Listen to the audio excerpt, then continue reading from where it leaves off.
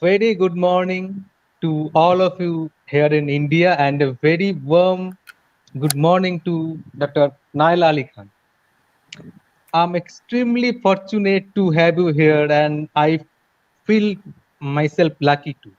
Thanks a lot for accepting my invitation and for giving me the consent for this much awaited conversation. And at the same time, thanks for managing your time out of your extremely busy schedule. Now, before starting our conversation on politics, pedagogy, and scholarship, I don't want to miss the wonderful opportunity of introducing with you all Dr. Nail Ali Khan, who needs no introduction and who is one of the most distinguished thinkers, critics, and academicians doing tremendous research work on Kashmir. And I will take at least 10 minutes if I start telling you all her highly illustrious academic career and extremely high standard and scholarly publications. But let me tell you all briefly about Dr. Nail Ali Khan, who is a professor at Rose State College, Midwest City, Oklahoma, and taught as visiting professor at the University of Oklahoma. Formerly, she was a professor at the University of Nebraska-Kearney. She received her PhD in English literature and her master's in post-colonial literature and theory at the University of Oklahoma. Dr. Khan currently resides in Edmond, Oklahoma. She was born in New Delhi, India, and her family is based on Jammu and Kashmir, India. And she was raised there in the Kashmir Valley, located in the foothills of the Himalayas. Her mother, Suraya Abdullah Ali, is a retired professor of literature, and her father, Dr. Muhammad Ali Mato, was a physician. Despite being the granddaughter of Sheikh Abdullah, Naila Ali Khan prefers not simply to live in his shadow but to stand up for herself, and she expresses her anger without being labeled an Islamic militant and legitimately questions things that she doesn't understand. She is the author of several published articles, book reviews, and editorials. She has edited The Parchment of Kashmir, published in the year 2012 from US Palgrave Macmillan. In fact, all her books have been published by Palgrave Macmillan except one by Rutledge. This Parchment of Kashmir is a collection uh, of essays on Jammu and Kashmir, and she wrote four books, including The Fiction of Nationality in an Era of Transnationalism, published in the year 2005 from New York Rutledge. Islam, Women, Violence in Kashmir between India and Pakistan. It is published in 2009, the first edition, then the second edition in 2010, the third one in 2011, and it is also published by US Palgrave Macmillan. Then the life of a Kashmiri women, dialectic of resistance and accommodation, published in 2014 by US Palgrave Macmillan, and Sheikh Mohammed Abdullah's reflections on Kashmir, published in 2018 by Palgrave Macmillan. And among these, Islam, women, and violence in Kashmir between India and Pakistan, and the life of a Kashmiri woman, dialectic of resistance and accommodation are my personal favorites. And those who are working on Kashmiri literature, they should go through all these books because in a very lucid way, Dr. Khan has unlocked her heart there. Apart from this book, several of her articles have appeared in academic journals, newspapers, and magazines in the United States and South Asia. They focus heavily on the political issues and strife of our homeland, Jammu and Kashmir, India, where she visits frequently. She has reading competence in Arabic and Hindi and is fluent in Urdu and Kashmiri. Dr. Khan has presented lectures on the subject of Kashmir at several universities, including American University, Columbia University, and New York University. She is an Oklahoma humanities scholar presenting public talks, including women's correctional facilities, where she focuses on education and women's empowerment. She has also been interviewed by numerous major media outlets, including NPR and Voice of America. As an educator, her goal is to engage in reflective action, working with diverse cultural and social groups, questioning the exclusivity of cultural nationalism, the erosion of cultural syncretism, the ever increasing dominance of religious fundamentalism, and the irrational resistance to cultural and linguistic differences. Her unflinching commitment to pedagogy, scholarship, and her unrelenting faith in the critical um, social work uh, uh, not only can provide but also motivate her to build bridges across racial, political, and ideological divides. Dr. Khan is a member of the Harvard-based Scholars Strategy Network. She has served on the board of Generation Citizen, a non-profit organization seeking to empower the younger generation through civics education. She is an active member of the multicultural, multinational, and multi-religious Women's Interfaith Alliance. In May 2015, Khan was the first Kashmiri woman to be nominated and accepted as a member of the Advisory Council of the Oklahoma Commission on the Status of Women. The council served as a resource and clearinghouse for research and information on issues related to women and gender bias, to act as an advisory entity on equity issues to state agencies, communities, organizations, and businesses of the state, and to establish recommendations for action to improve the quality of life for Oklahoma women, children, and families. In March 2019, Khan was appointed commissioner of the Oklahoma Commission on the Status of Women by the Senator pro tempore of the Oklahoma Senate.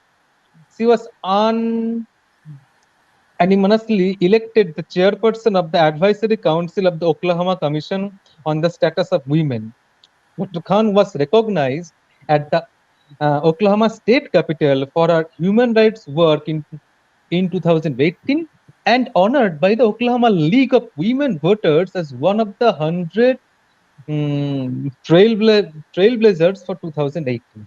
She was recently awarded the President's Volunteer Service Award and Silver Medal for her national public speaking and her bridge building work at the community and grassroots level in the state of Oklahoma.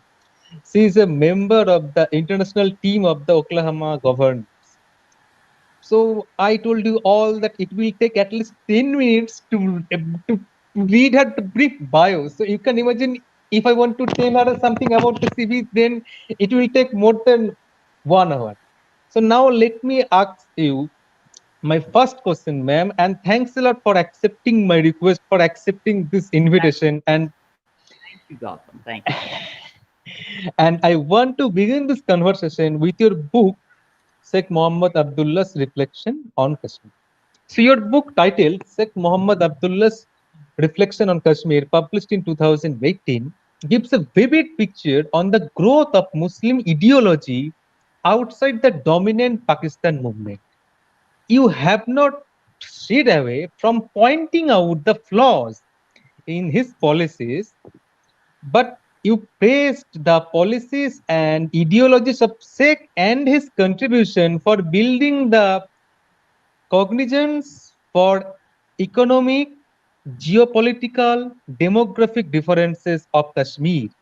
So, how has Sheikh Abdullah shaped your idea of Kashmir and has influenced your personal life and thought process both as a political leader and your grandfather? That's a very good question, Gautam, and thank you for that long and very kind introduction. So Thanks so much. when I decided to work on my book, Sheikh Muhammad Abdullah's Reflections on Kashmir, I gained access to several documents, letters written by Sheikh Abdullah to various influential political leaders and statesmen in the 1930s, the 1940s, and the 1950s.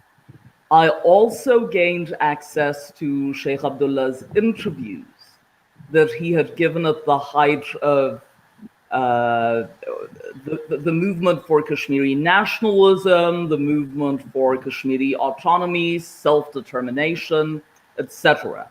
And I incorporated all those valuable documents into my book. And you are absolutely correct that studying the politics of Sheikh Mohammed Abdullah gave me a chance to recognize, gave me a chance to study and analyze that the rise of a Kashmiri Muslim identity, not just the rise, but the evolution of that identity, was separate from the growth and evolution of the Muslim League as well as the creation of Pakistan in 1947. So studying all these materials for my book enabled me to interrogate, analyze, and explore the growth of a sense of selfhood in Kashmir, a sense of nationhood in Kashmir, and pride in cultural and religious identity that was inclusive.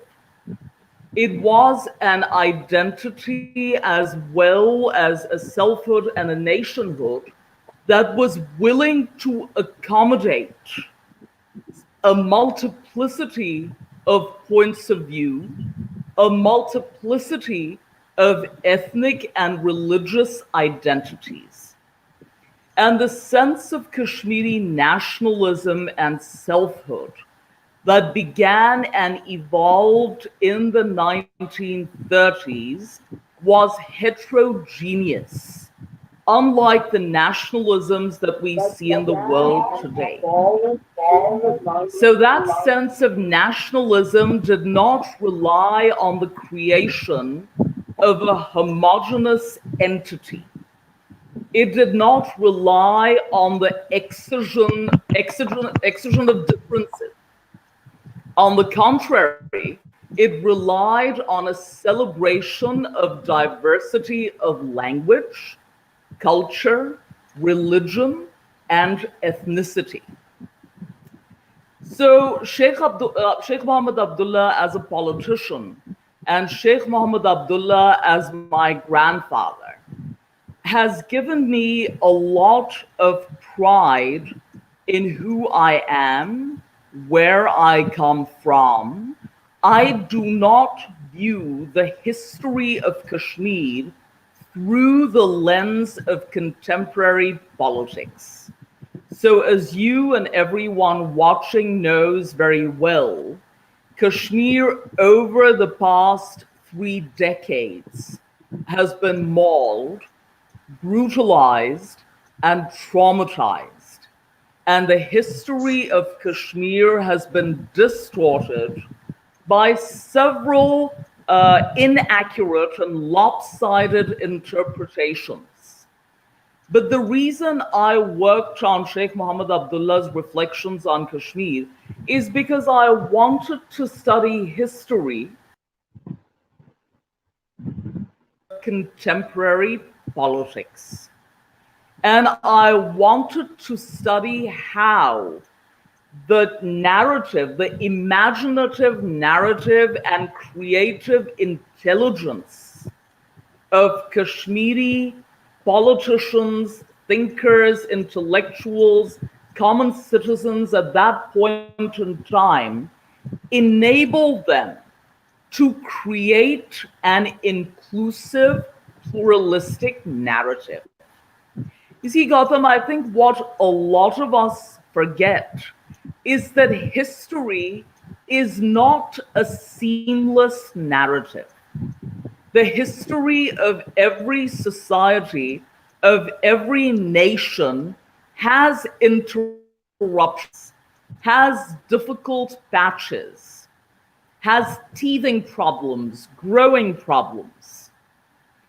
And despite all those teething problems, despite all those interruptions, if civil society, politicians, intellectuals are able to create a coherent narrative that says a lot about. Is that your fan, Gautam? Oh, it is creating sound this much. Yeah, yeah. Okay, okay, okay. Noisy. Okay. Yes, yes. Now, yes. Okay. Okay. So I'm done Okay. with answer one. We can move on to question two now. Two. Yes.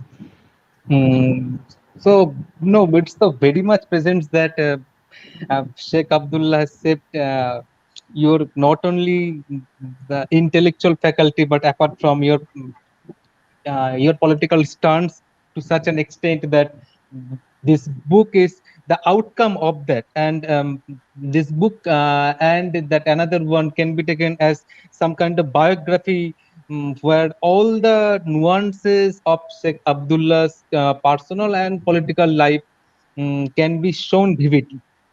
And So Gautam, thanks a lot for the I would like to point out a couple more things. yes. Sheikh Abdullah, like every other statesman, like every other politician, was a paradox. He had his qualities, he had his flaws, he had his failings. Over the past 30 years, what we have seen is either an uncritical vilification of Sheikh Mohammed Abdullah or an Yes. uncritical glorification of Sheikh Mohammed Abdullah. But what we need is a sincere, authentic study of how he shaped the destiny of a nation way back in the 1940s and the 1930s and the 1940s. How he shaped a movement when there seemed to be a complete abyss, a complete vacuum of leadership in Kashmir. You know, while writing this book, I studied the books of politicians in other parts of the subcontinent who were ideologically opposed to Sheikh Abdullah. Not just ideologically opposed, but they were hostile toward him as well. And those politicians and intellectuals conceded in their books that had it not been for Sheikh Abdullah, Kashmiris would not have gained a voice in the era of monarchy to question systemic discriminations and inequities, not just inequities, but humiliations as well, that they faced in that era. And it is important to recognize the courage that he gave to a people, to a nation, at a point in time when they had been subjugated, humiliated, economically deprived, and politically disenfranchised. Okay. Next. So Kashmir has always had a discrete identity given to its geopolitical location and demography. Kashmir, though, has had a dominance of Muslim population, yet it was a state with Hindu monarchy of Dogra community. Yeah. So there has been several issues of community clash and gap owing to certain policies of the monarchy. Sheikh Abdullah, as the first prominent Muslim leader of Jammu and Kashmir, sought to demonarchize the land, and at the same time, he had differences with the Muslim League leader Muhammad Ali Jinnah. So it was difficult for him to consolidate with the league and merge, and also to establish discrete Kashmiri identity under Hindu monarchy.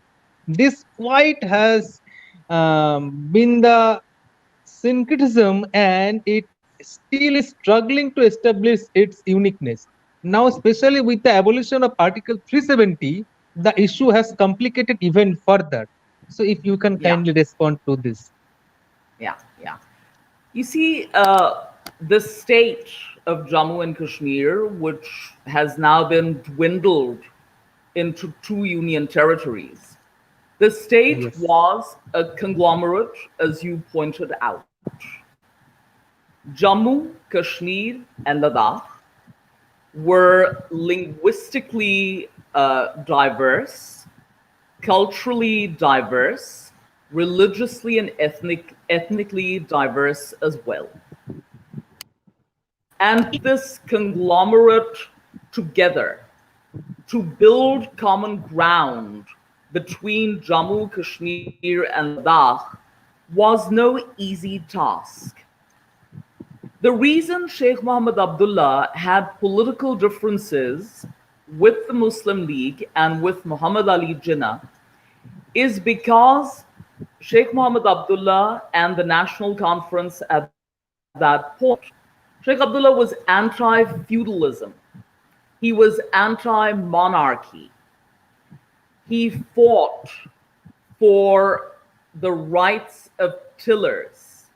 As you well know, and as all students of Indian history and politics know, during the Dogra monarchy, most landless pillars in the Kashmir Valley were Muslims. Those landless pillars were, as I pointed out, they were impoverished, they were politically disenfranchised, they were economically deprived. Literacy, even basic literacy, was nowhere on the horizon. There was not even an iota of basic literacy in the farming peasant community of the Kashmir Valley in particular. And the commonality between Sheikh Abdullah and the Indian National Congress at that point in time was that both were anti feudalism, both were anti monarchy, and both supported agrarian reforms. Now, the implementation of agrarian reforms in Jammu and Kashmir was incredibly rigorous and incredibly successful, perhaps the most successful in the entire Indian subcontinent.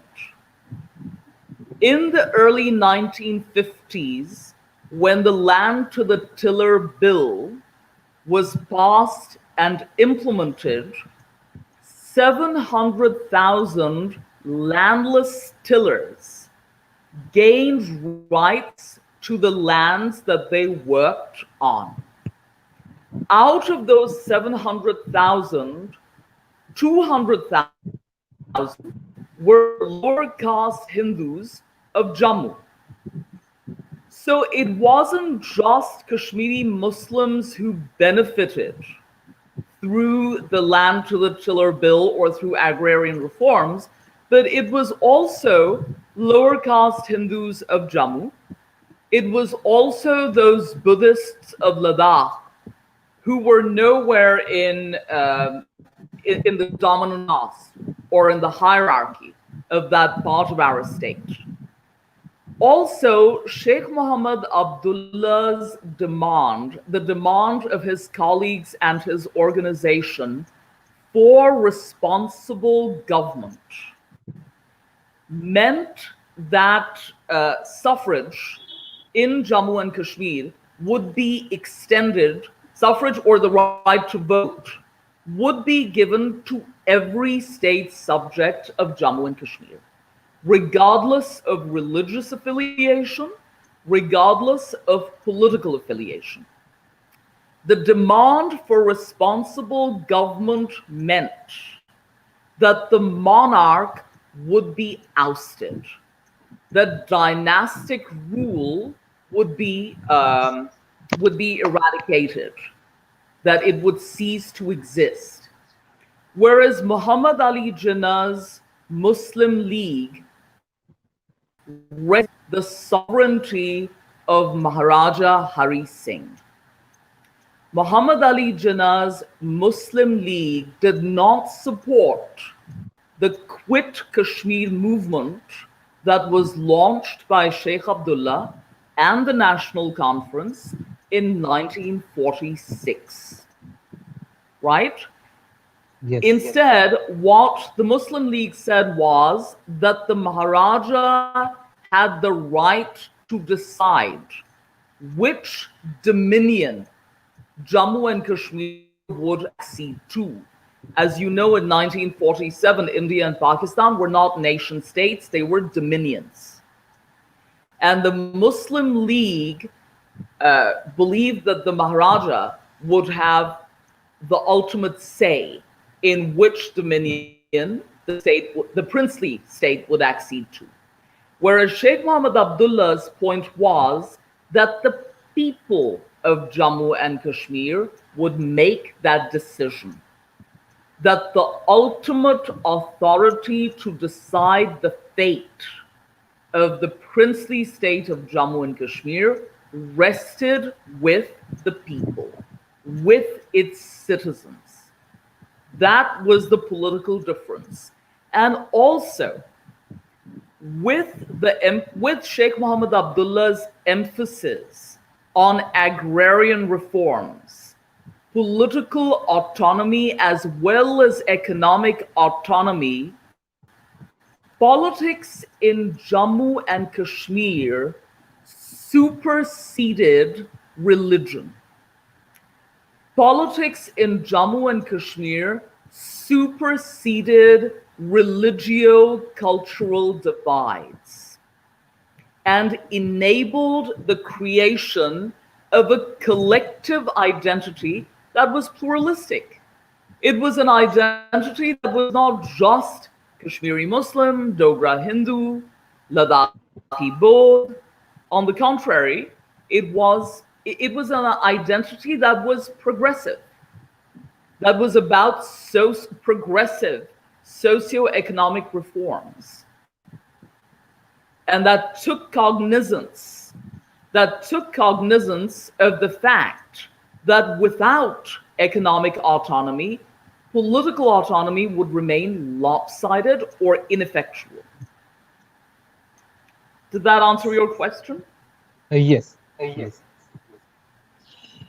So many questions are there from the first book on only, but we have nothing to do.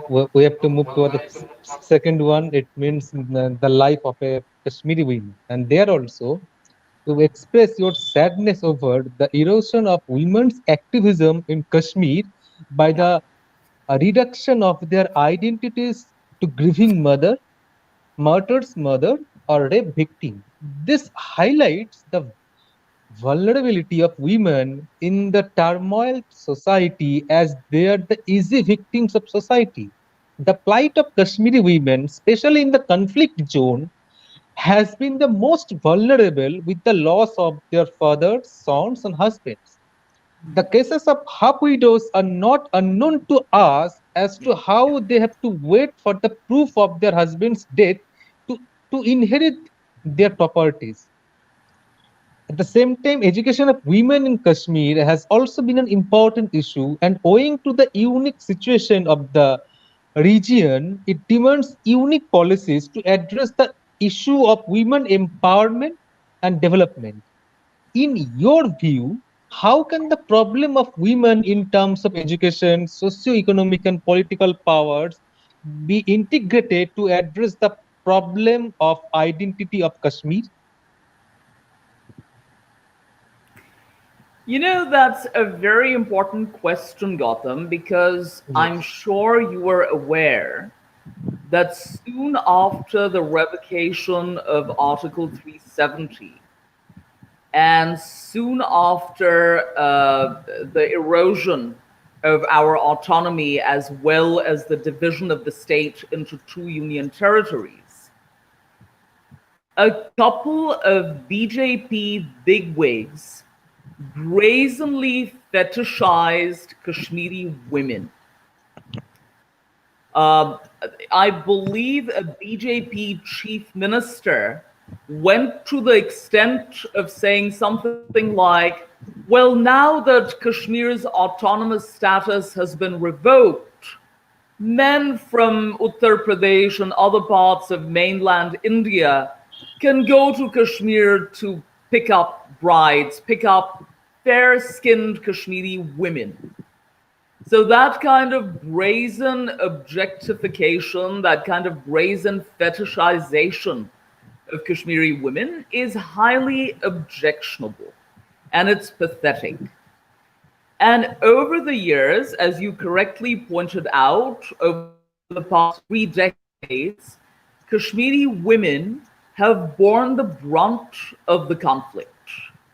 Kashmiri women, several of them, have lost male heads of households. Also, in conservative, patriarchal society, women are portrayed as repositories of culture and tradition. Women are seen as the ones who pass down heritage, customs to the younger generation. So that way, women are placed on a pedestal, that they are repositories of the culture, they are repositories of the tradition. That is one kind of objectification. The other in conflict zones is that enemy forces, in order to destroy a culture, in order to violate the sanctity of a culture, and symbolically emasculate the men of that culture, they physically violate the women. You see?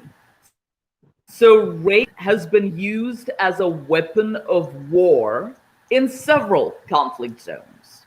We saw it in the Balkans, we saw it in Haiti, we've seen it in Kashmir and other war-torn parts of the world, where the violation of women, as I said, was symbolic of the emasculation of their men.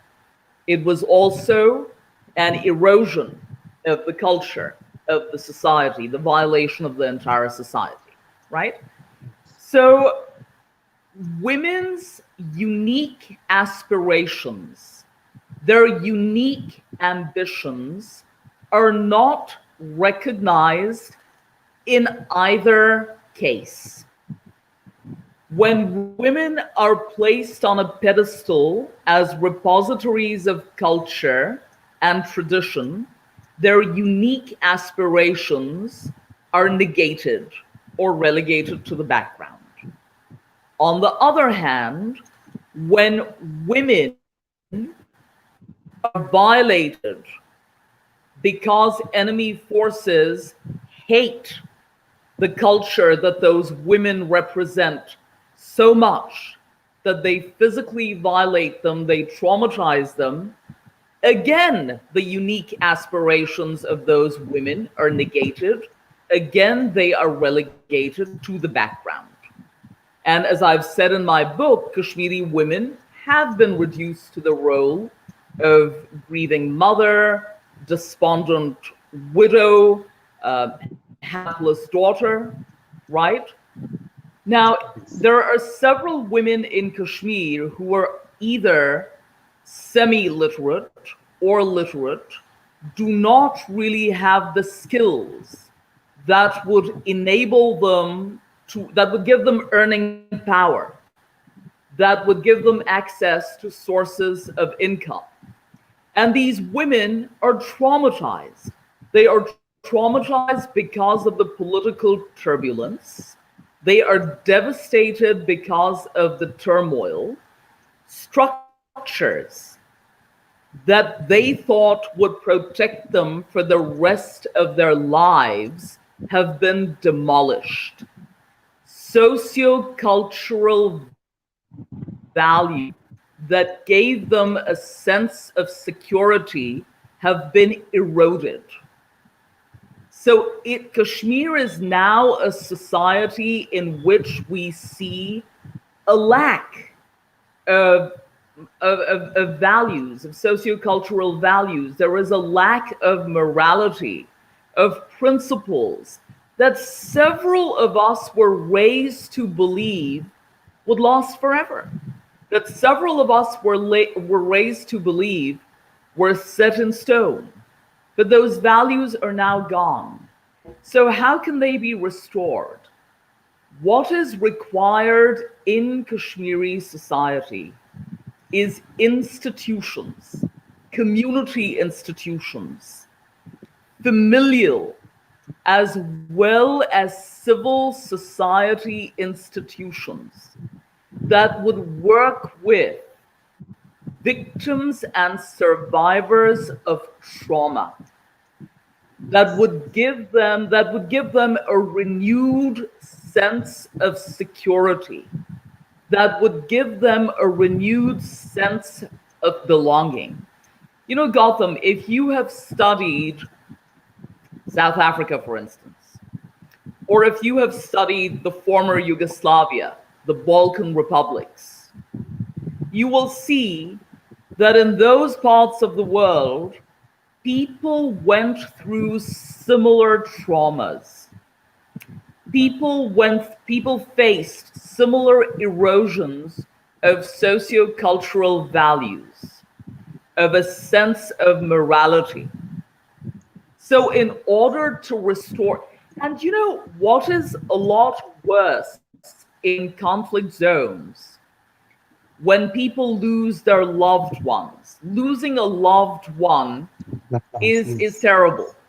It is an irreparable loss, right? People mourn the loss of their loved ones for a long time. But in conflict zones, that mourning is exacerbated by trauma.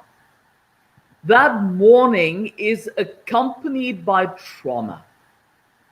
So the trauma of conflict, of brutalization, of humiliation, right? Of the erosion of dignity that makes things a lot worse. So in such situations, what we need, as I said, is community institutions. What we need is families coming together, civil society organizations coming together. When I say civil society organizations, I mean religious communities as well. To restore that sense of normalcy, to give a sense of normalcy. And here I would like to clarify that when I say religious communities, I am referring to progressive Islamic, Hindu, Buddhist organizations. Every religion has humanitarian aspects, which right-wing organizations have distorted, which right-wing organizations have rendered unrecognizable. And it is important for progressive people, it is important for secular people to revive those humanitarian aspects of Islam, Hinduism, Buddhism, and Christianity. Humanitarian aspects that enable accommodation of multiple points of view. And in this day and age, we are seeing a serious lack of that in several parts of the world, including South Asia. So what women in Kashmir require at this point of time is institutions that would give them a renewed sense of agency. It is important to reintegrate marginalized women into mainstream society. That reintegration of marginalized women requires the creation of vocational centers where these women women could be trained and given skills that would give them earning power, that would give them earning capacity. So we require those vocational centers. Also, we need the integration of women into the political realm, into the public sphere. You see, in Jammu and Kashmir, like in other parts of mainland India and other parts of South Asia, there is a serious lack of women in the political realm, because of which women still get stereotyped, because of which the few women who are in the political realm feel the pressure to toe a militaristic line.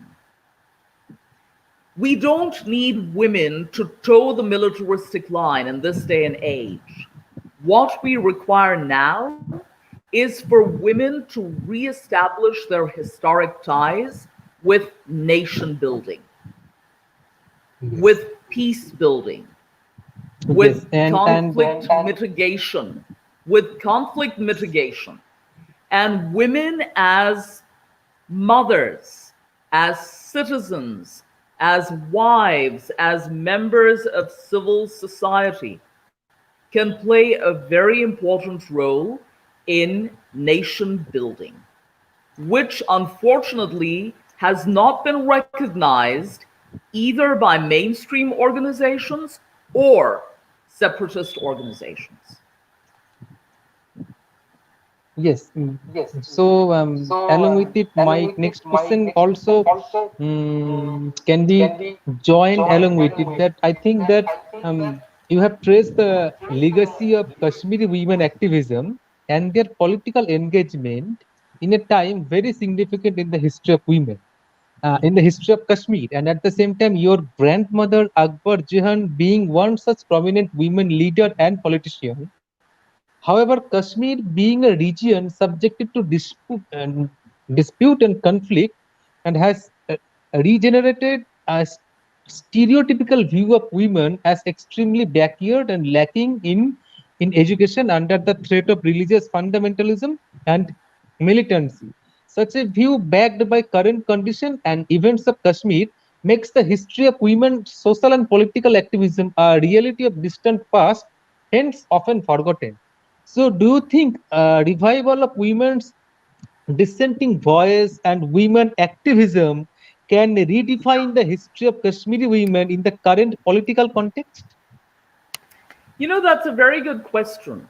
So, Gautam, to respond to that question, in the 1940s, uh, when during India's struggle for emancipation and freedom from colonial rule, Kashmiri women from conservative families, including my maternal grandmother, so Kashmiri women who had been raised in patriarchal, conservative, Muslim, and Hindu homes, came together. They did not feel the need to relinquish their roles and duties as daughters, wives, mothers. On the contrary, they embraced those roles and duties. And they fought shoulder to shoulder with their menfolk to build a nation, to create a sense of nationhood. So the kind of feminism that we saw in Kashmir in the 1940s was a conservative feminism, right? Women involved in the empowerment movement for women at that point saw themselves, defined themselves as daughters, wives, and mothers. So it was a conservative feminism. And they recognized the important role that they could play in the education of the younger generation, recognized the important role that they could play in the revival of a cultural identity that had been repressed up until then. So, in my book, The Life of a Kashmiri Woman, I have written specifically about the Women's Self Defense Corps, which was launched in the 1940s. Women in that organization, in the Women's Self Defense Corps, belonged to various socioeconomic classes. They were not just elite women. Some of them belonged to the elite classes, some of them were politically influential, but there were others who were grassroots political workers. They were not well educated women, but they were politically savvy. So the Women's Self Defense Corps successfully bridged the divide between socioeconomic classes. It successfully bridged religious and regional divides as well. Women of Jammu, women of Kashmir, Pandit women, Muslim women, Sikh women came together to stand shoulder to shoulder with their menfolk and to work for the emancipation of the people of Kashmir. So it was a progressive movement, right? What we saw later in the 1980s, late 1980s, 1990s, what we saw were regressive interpretations of Islam. Again, Islam, like other religions, like Hinduism, like Christianity, like Judaism, Islam is not a monolithic identity. Islam does not have just one interpretation. Islam is heterogeneous like other world religions. Sharia law is heterogeneous as well. It is not a monolithic entity. The Islamic tradition within which I was raised was incredibly empowering. The Islamic tradition within which I was raised recognized the right of a woman to the property that had been bequeathed to her, recognized the power of a woman's voice, recognized the power of a woman to make important life decisions, strategic decisions. But what we saw in the late 1980s and the 1990s in Jammu and Kashmir were regressive interpretations of Islam that relegated women to the background. So, what we require is progressive political institutions, yes. What we require is community support, yes. And we also require progressive interpretations of Islam. Right? Does that make sense to you? Yes. So that women again can play a role in the emancipation, in the evolution of the society as well as the culture. And also, Gautam, we require change, not just in the upper echelons of power, or not just in institutions of higher education, but we require progressive change at the grassroots level as well. It was at the grassroots level in the 1940s and the 1950s that women recognized the power of their voices in Kashmir. It was grassroots women workers in the plebiscite front in the 1950s who rattled the cages of undemocratic institutions. In the 1940s, it was again ordinary, common women at the grassroots level who rattle the cages of monarchy because they recognized their political strength. Yes. Does that make They, sense? yes. You told me that we will be there for 1 hour, but so many questions are there.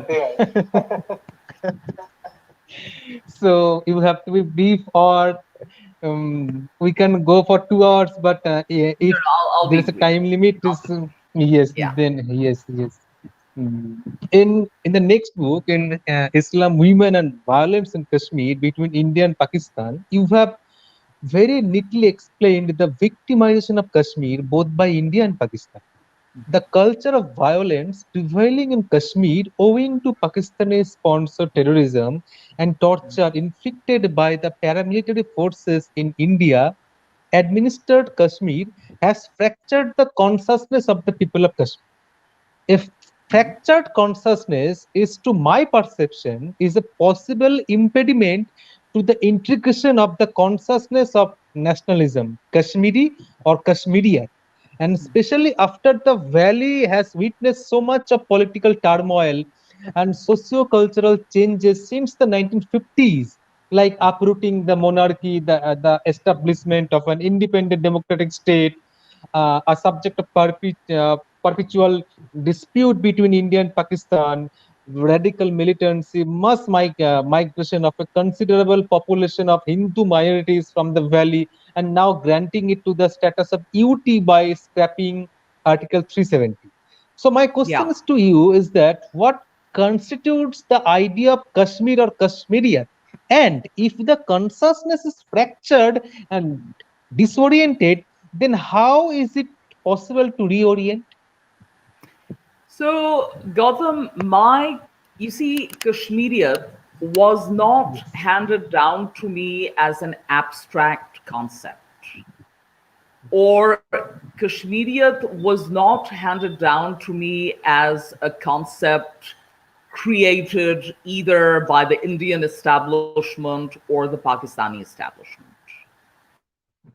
I see Kashmiriyat as an indigenous notion, um, and a concrete one that empowered the people of Kashmir when they were emaciated, when they were impoverished. Kashmiria, to me, is the right of the tiller to the land he works on. Kashmir, to me, is the recognition of the aspirations, political, economic, sociocultural aspirations of the people of Jammu and Kashmir. Kashmiria, to me, is the ability of the people of Jammu and Kashmir to exercise their electoral power, to exercise the right to vote. Kashmiria, to me, is the right of the people of Jammu and Kashmir to high offices in government, the bureaucracy, academia, private sector.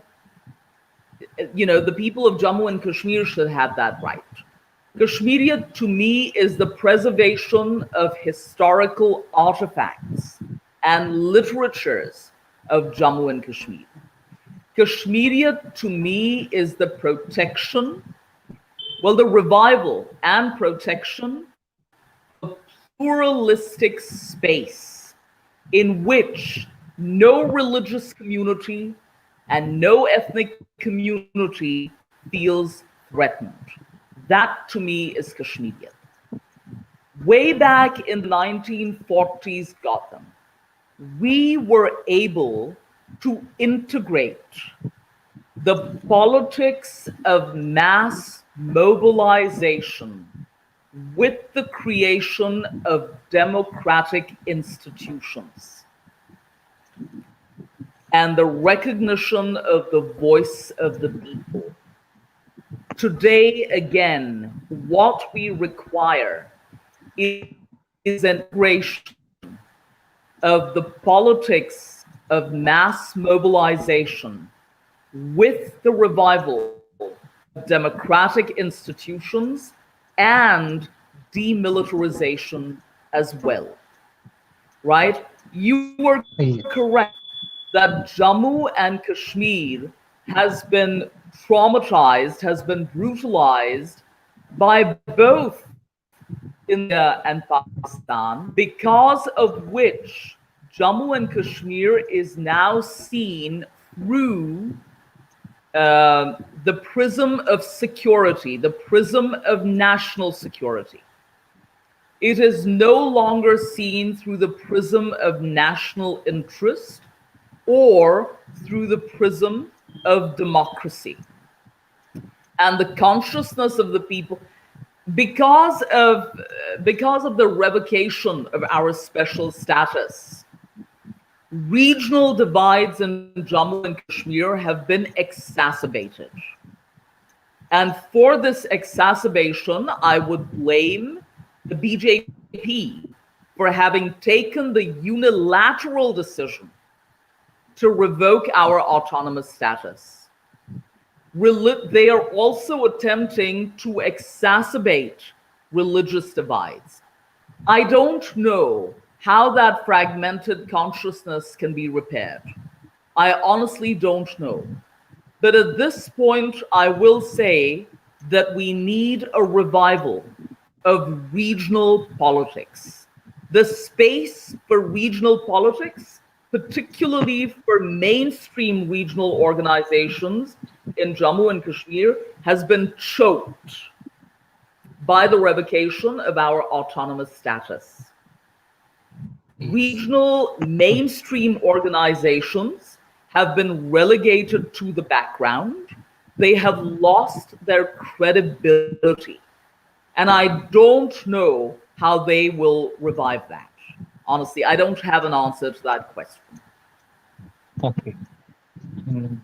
In the afterword to this book, Ashish Nandi says that in any case, most Kashmiris, like most Tibetans, carry three invisible imaginary passports, and spitting the rules of well-defined citizenship, they may in the future want to be simultaneously citizens of Kashmir, India, and Pakistan. How will you respond to that? Okay, yeah. So, real quick, before I respond to this question, I would like to say a little more in response to your previous question. You see, as an academic, Gautam, I believe that it is my responsibility to give my students the tool to forge meaningful dialogue.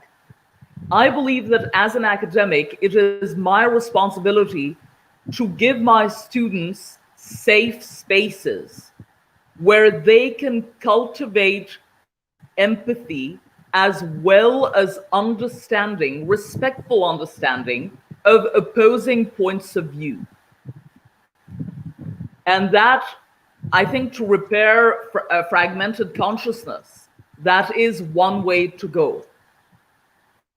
Right? You create these safe spaces where diverse groups can come together, can forge dialogue, listen to and talk to one another respectfully as well as empathetically.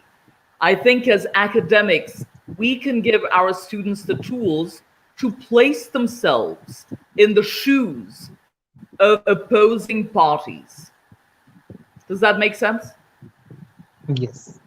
And that, unfortunately, is something that the new national education policy of India is doing away with. The new national education policy of India is undermining the value of pluralism. It is undermining the value of forging dialogue between opposing groups and creating common ground. That is one of the biggest flaws in that document.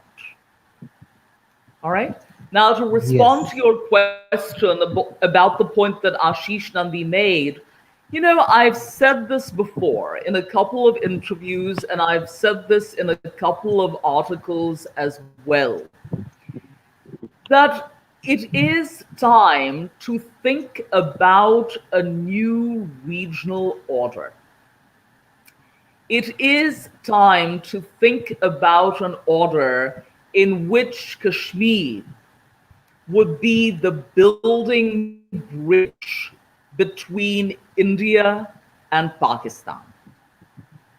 Kashmir, with its syncretism, with its pluralism of religions, ethnic identities, political ideologies, could um, could enable the creation of common ground between those two nation states. And I have also talked about how Musharraf's 4-point formula could have played a very important role, a very important part in bringing that about.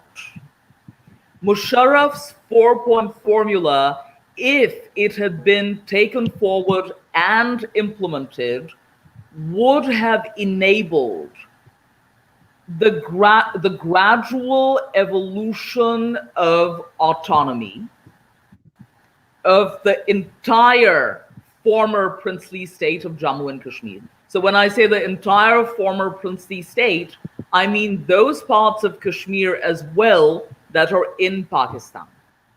And Musharraf's 4-point formula would have enabled the gradual demilitarization of Jammu and Kashmir, would have made borders, well, the line of control porous, and enabled people to people contact, would have enabled economic exchange, cultural and educational exchange as well.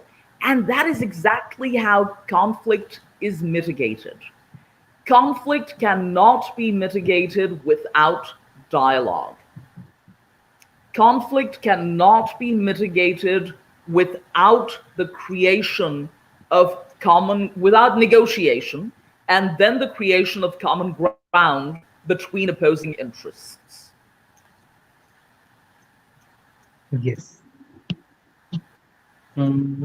So at the same time, politics has been an intricate part of your life as you have grown up seeing your grandfather, grandmother, uncle, who are prominent Kashmiri political figures.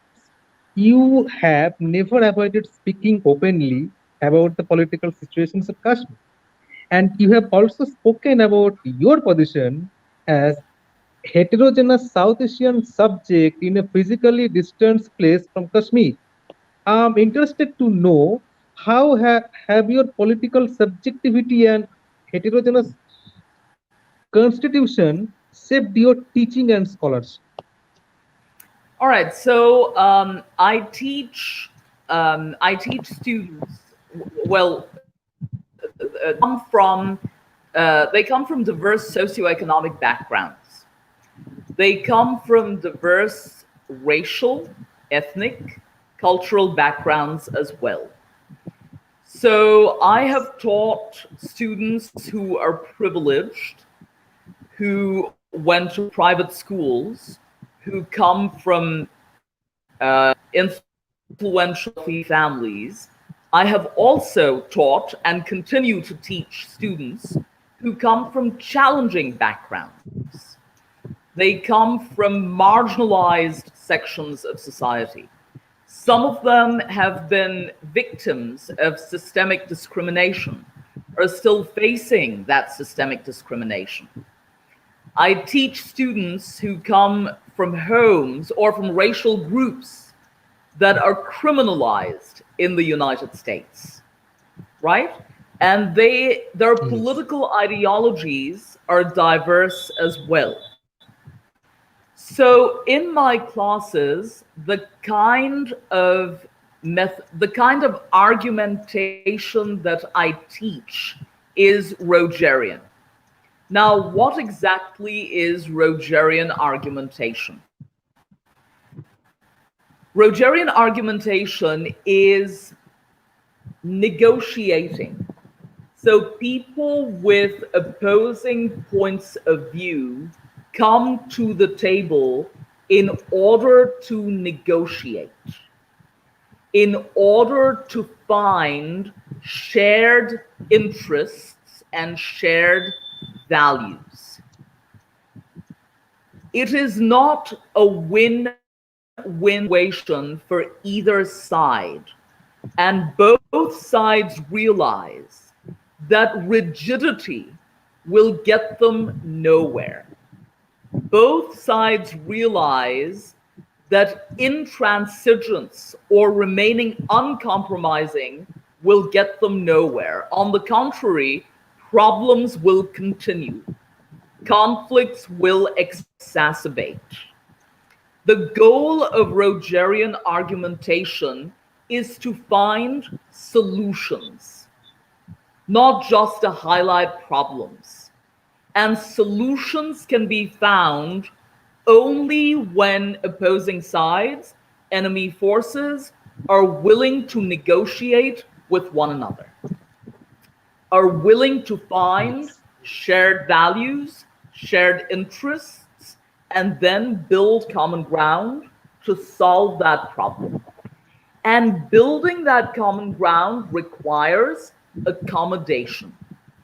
I cannot solve a problem with opposing forces. I cannot mitigate a conflict unless I am willing to accommodate everyone's point of view. And that is what Rogerian argumentation teaches. Rogerian argumentation also teaches cultivating empathy. So trying to understand respectfully where the other person is coming from, not offhandedly dismissing the other person's point of view, the other party's point of view, but trying to understand why the person's political ideology is liberal or right-wing or secular. And that is done with empathy. So in my classes, while teaching Rogerian argumentation, I encourage my students to put themselves in the shoes of those they disagree with. And that is how my way of thinking, that is how my teaching is infused by my way of thinking, by my ideology. Okay. At the same time, at the same time in Indian standard curriculum, Kashmir, with its unique history, finds no proper place. I think the Yeah. students are not exposed to the nuanced history of Kashmir. We are more than often trapped in a biased idea of Kashmir as a heaven on earth, turned into a valley of death due to terrorist intrusion. So, do you think that rehashing of the curriculum is necessary to make it more inclusive and cognizant to the diverse histories within the subcontinent? I absolutely think so. Students in India are exposed, in mainland India, are exposed to official history. And unfortunately, students now, as I pointed out a little while ago, are taught to look at Kashmir through the lens of national security or through the lens of religion. The Kashmir issue historically had nothing to do with religion. The issue has always been political. The people of Kashmir, as you correctly point out, I wouldn't say Kashmir, I would say Jammu and Kashmir. The people of Jammu and Kashmir have always had a unique cultural identity. They have always had a unique political identity, which official history does not take cognizance of. And the problem is now exacerbated by the erosion of federalism in India. You see, recently, the notion of citizenship, notion of democracy, notion of secularism, all of those moved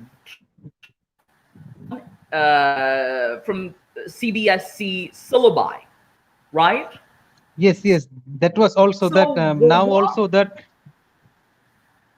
democracy and secularism also is not there in CBSE curriculum also. democracy and And this are the, secularism have been excised as well from the curriculum. yes, So yes, what kind of citizenry are we trying to create? What kind of we are depriving the young citizens of India of the ability to think critically. We are depriving the young citizens of India of tools that would enable them to broaden their imaginative understanding, their creative ability, and their critical thinking. Kashmir needs to be viewed through the lens of its indigenous history. It needs to be viewed through the lens of the nationhood that the people of Jammu and Kashmir created in the 1930s and the 1940s. Kashmiri nationalism is omitted not just in works of Indian history, but in works of Pakistani history as well. Jammu and Kashmir has never been an appendage to either nation state. Jammu and Kashmir is an entity that is rich in its cultural heritage, that is rich in its multiplicity of political ideologies and its multiplicity of ethnic identities as well. And it needs to be studied within the structure of federalism.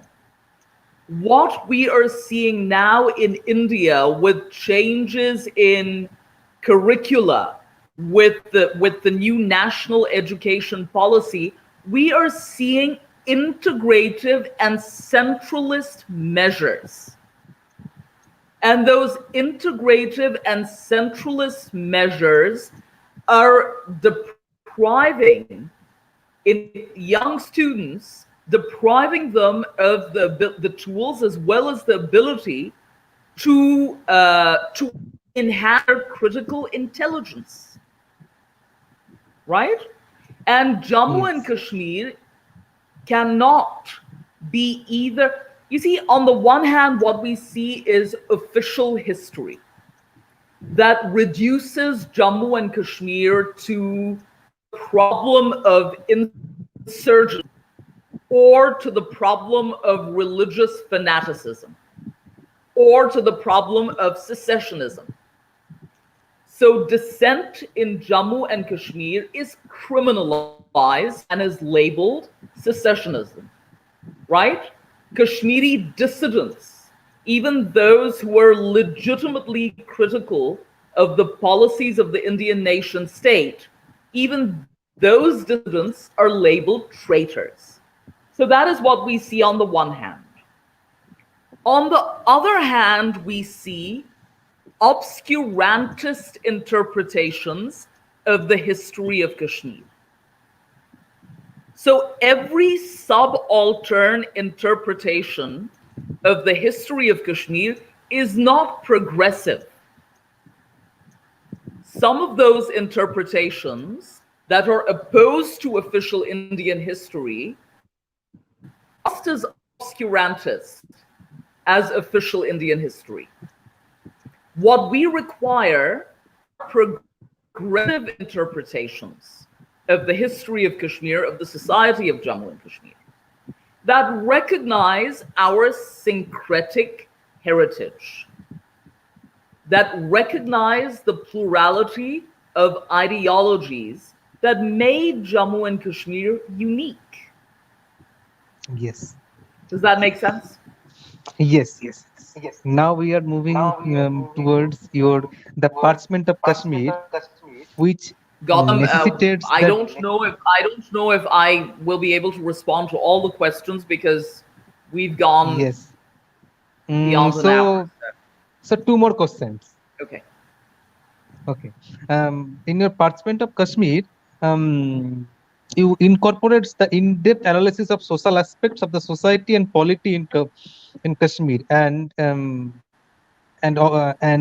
and also allow me to quote from that book that this book is an attempt to shape a much needed discourse on Kashmir that might dismantle the status quo while underscoring the need to create democratic space and revivify the much neglected role of civil society in the state. At the same time, I do believe that the stories of Kashmir told by the Kashmiris vividly extend our social, moral, uh, and ethical grounds regarding Kashmir. So, what is your take on it? So, paying attention to stories told by the people of Jammu and Kashmir. Yes, yes, by the people, and it also break the hierarchical and hegemonic elitist academic discourse also, and it also inspire many scholars like me also to work on the issue of Kashmir, leaving behind the political conflict. So, tell me about the movements of elitist discourse and the need of uh, the scholars living there and who needs to be more vocal about the issues Okay. about the indigenous people and their Yeah. scholarship. All right. Well, I will answer this briefly. Number one, Yes. Kashmir, discourse about Kashmir needs to humanize the people of that place, needs to humanize the situation, atrocities that have been inflicted over the past 3 decades on the people of Jammu and Kashmir, not just by state actors, but by non state actors as well.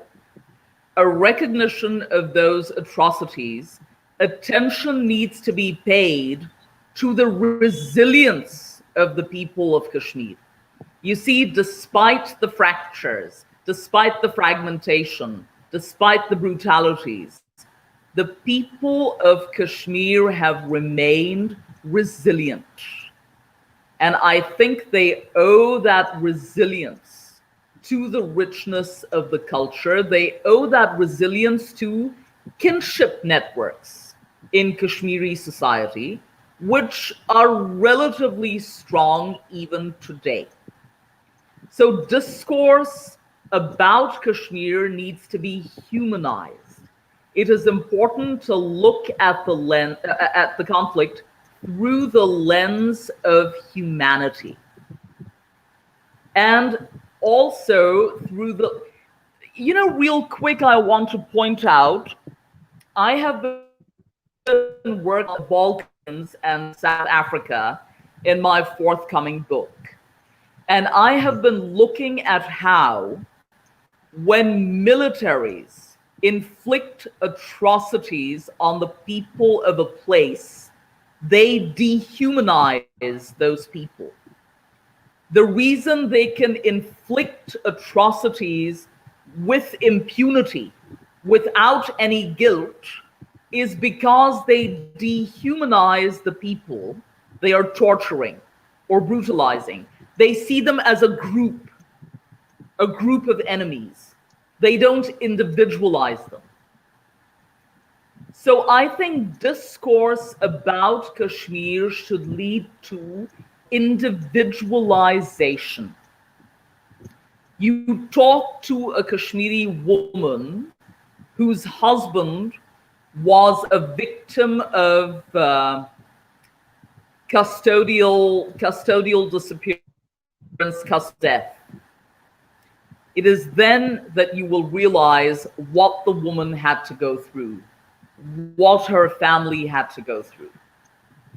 You talk to a man whose son was picked up by paramilitary personnel because the boy was suspected of being affiliated to a militant organization. Talk to the man. It is then that you will realize, the sufferings of the people, the tortures and traumas that they have faced. So that individualization is necessary. And also, when you listen to stories told by the people of Kashmir in their own voices, it becomes possible to separate Kashmir from both India as well as Pakistan, from official discourses about Kashmir that are disseminated by India and Pakistan, right? We don't see, when you individualize, you listen to individual Kashmiri stories, you don't see Kashmir as a propaganda tool. You don't even see it as a political problem. Instead, you see it as a human problem. You see it as a problem of 12 million people. When you see it as a human problem, you recognize the pain of 8 million people who were held incommunicado for several months, who were cut off from the civilized world in the day and age of technology for several months. And once you see it as a human problem, it becomes possible to work on conflict mitigation. It becomes possible to work on building bridges across political divides, across religious divides. And that is what we need today. Let me take one last question. So many questions are left, but and this is the question from that post, that Facebook post on this conversation that you made, that and that it is my firm conviction that a holistic education is not merely about the memorization of facts, data, and statistics, but is personally meaningful, socially relevant, culturally accurate, and pedagogically sound and politically responsible. There is a very viable and at the same time an ideal view of pedagogy and scholarship, because there is always a variation in opinions and perception, and opinions are often clouded by personal or social prejudice or by preconceived notions. So what do you think about this? So Gautam, to give you, I'll try and make this answer as concrete as possible. Education should be about transformation, right? And education should be constructive as well. So to give you two concrete examples, at the University of Oklahoma, I taught a class on women and Islam. All the students in my class had preconceived notions about Islam and women in Muslim societies. In that class, I was able to get my students to study stories by Muslim women, about Muslim women, in their own voices. My students did not just memorize dates, data, statistics. On the contrary, they studied and analyzed materials by Muslim women and about Muslim women in their own language, in their own words, which gave them access to another point of view. All the students in that class developed tremendous empathy. they were able to understand where the Muslim women writers whose works they studied, where exactly they came from. They were also able to understand Islam as a heterogeneous entity. You see, not just as the stereotypical notion that is portrayed in the West. They were able to study diverse interpretations of Islam. Also, I saw all the students in that class develop the intelligence to draw a line of demarcation between culture and religion. So what exactly do I mean by that? For instance, in some societies, their regressive traditions are practiced. Regressive customs are practiced, right? Yes. A lot of the time, those traditions have nothing to do with religion. They're very cultural. They're very social. But we, in our ignorance, conflate them with religion. So if I witness a regressive tradition in Calcutta, in my ignorance, I might say, oh, Hinduism sanctions that tradition. Whereas the tradition has nothing to do with Hinduism, right? If you witness a regressive tradition in Kashmir or in Pakistan, you might say, oh, Islam sanctions that tradition. Whereas the religion does not. The religion does not sanction it at all. It is societal and it is cultural. So in that class, I saw my students draw a line of demarcation. They say, this regressive tradition is Sudanese or it's Egyptian. It's not Islamic. It has nothing to do with Islam, right? So that is what education should be. It should be about transformative. It should be a transformative experience. It should be about transformative learning. And that is what I seek to do in my classes. And education should be about engaging with opposing points of view. It should be about cultivating the ability to forge dialogue, to generate civil and respectful discourse about problems that impact the globe, about issues that are global. Now, again, going back to the new national education policy of India, in which the emphasis is on mathematics and computational thinking, there is a complete lack of emphasis on critical thinking. There is a complete lack of emphasis on developing civil discourse in order to engage in respectful dialogue, to come up with viable solutions to global issues. There is a lack of that. Instead, the focus, again, is on rote learning.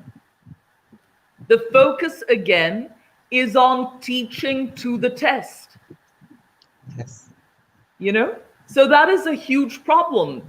You see the humanities in countries like, not just India, but in South Asia, in countries like India, Pakistan, Bangladesh, the emphasis has been on science and technology because those fields are economically lucrative. And that's fine. It's fine to lay emphasis on science and technology. But humanities must not be relegated to the background. Those of us who have been trained in the humanities recognize that today we have the ability to engage in critical, constructive thinking. Our imaginative understanding is broad because of our training, specifically because of our training. And one more thing that I would like to point out also about the new national education policy is its emphasis on the digitalization of knowledge. The emphasis on the digitalization of knowledge puts those people, which is a large section of India's population, those people who do not have access to smartphones, it puts them at a disadvantage. To the large chunk of India's population are mobile users, yes, but not very many people have good quality smartphones.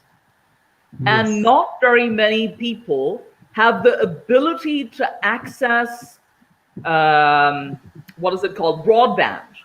The ability to access broadband through their wireless phone, through their smartphones. So the digitalization of knowledge puts that section of India's population at a disadvantage. You know, and also the new education policy, it lays an emphasis on past glories. So it glorifies what I would call fossilized cultural traditions, fossilized political traditions. There is no emphasis on building a glorious future. There is no emphasis on construction. Yes. Right? Yes. And yeah. Did you want to say something, ask another question? There is another I'm question, looking but at my watch. do you have I'm time? looking at my watch, which is a big hint. Can I ask you one more question or? Last question. Okay, one last. Okay. Let me quote the concluding lines of your book from the fiction of nationality in an era of transnationalism. That the diverse possibilities of interpretation that are generated in these spaces, cultural nationalism, religious fundamentalism, patriarchal dominance, and cultural hybridity, have given you the enriching opportunity to imagine new possibilities for yourself. What are those new possibilities? You know, I've already answered that question. Yes. So that means you were not listening carefully to my responses, Gautam. No, no. You see, through the kind of pedagogy that I employ in my classes, Yes.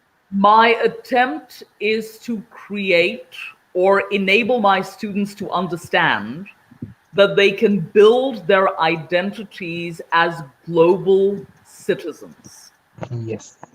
That they do not have to have exclusionary identities, exclusionary national, religious, or ethnic identities. Today, we are faced with a pandemic, COVID-19, that is threatening the entire world. You know, by now, the realization should have dawned on all of us that it is incredibly dangerous to section off humanity into racial groups, ethnic groups, and religious groups. Yes. We now require global solutions to global problems, like this pandemic, for instance. We can no longer afford to demonize some racial or ethnic groups, right? And glorify others. So as a global citizen within these spaces, of cultural nationalism, religious fundamentalism, cultural hybridity. I look for opportunities to foster dialogue, to nurture critical intelligence, and to create safe spaces in which people with multiple points of view can come together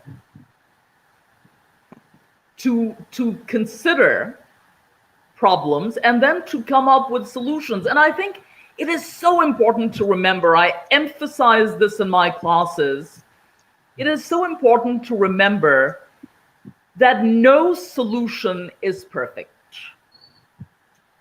Perfect solutions do not exist. In order to solve problems, whether political or cultural or economic, negotiation is required. And negotiation means give and take. It means give and take, right? It means compromise. It means accommodation. And we in the humanities have the capability to generate dialogue. We also have the capability to remain flexible enough to come up with viable solutions that would accommodate everyone. Yeah.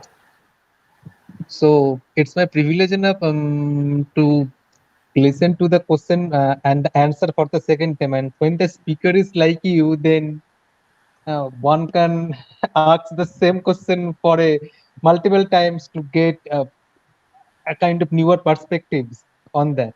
And at the same time, I believe that your years of research and your depth of understanding of nationalism, transnationalism, society, politics, and policies of Kashmir, about certain women and gender issues, and your ability to present the subject in such an interesting way certainly produced one of the most memorable evenings in this lockdown period.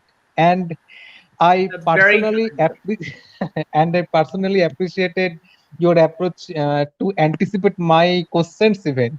And I would like to thank you for talking with me about all these areas. And I truly appreciate all the time and care you took in telling us all this. And I know we all know how busy you were, but at the same time, I'm grateful to you for all this and thanks for spending a beautiful evening with us. There are so many questions in the chat box. People are there who want to ask you so many questions, but the time is not there. So I have told them that if anybody is interested to initiate a kind of discussion or to want to listen to your observations, they can mail you if you can give them the permission to do that. They have so many questions that they are telling that listening you is a kind of experience. Thank you. And you So are I'm so Thank yes, you. So please Gautam, go. I'm in the Yes, process of completing my book manuscript. yes, And God willing, all going well, I hope yes. to have it done by October.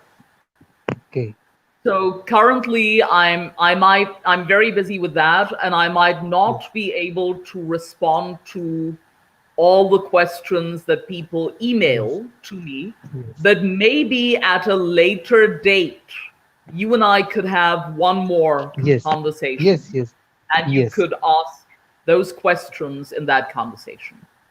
Okay, okay, okay, okay. And our best wishes for your upcoming book, and it's about something about the new education policy also. We are very much looking forward to that bok also. So Thank thanks you a lot, so ma'am. much. Thanks Thank for you so being much. there, and thanks for all the love and care you have showered upon us. And be safe out there. Be happy and healthy always, and enrich You as us well. in this way. You as Thanks a well. And lot. I wish you and all the listeners the very best. God bless you all and stay safe. And I hope all of us come out of this pandemic very soon. Thanks a All right. lot.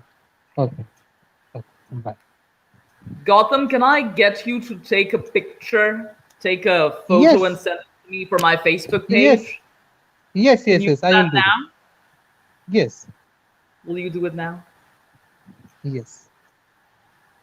I have clicked a few photos. I will send you them. Great, send them to me. Thank you, Gautam. Yes, yes, yes, Bye. yes, yes. Bye. Bye. Bye.